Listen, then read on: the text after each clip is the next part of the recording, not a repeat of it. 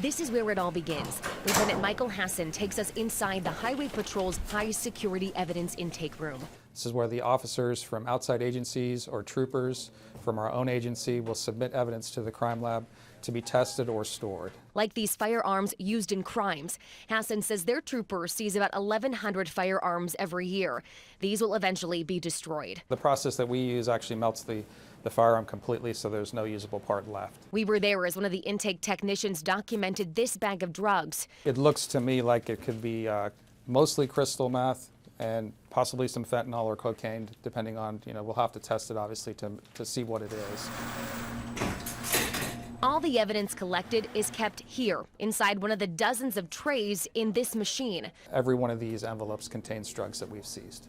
Hassan says right now they have 40,000 pieces of evidence inside this crime lab. All of that evidence will eventually be pulled by a criminalist and taken here to one of the laboratories where it's tested. We work everything in batches, so this enables us to handle several cases at one time. This instrument tests urine, blood, and oral fluid samples for drugs and alcohol. They also conduct testing to identify types of drugs. It should turn orange if there is meth present. So a couple drops.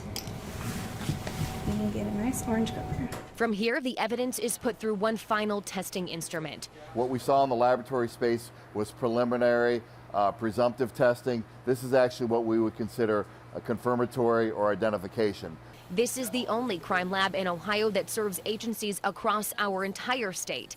Laboratory System Director James Smith says they receive anywhere between 9,000 and 12,000 requests for testing each year. His team passionate about what they do here every day.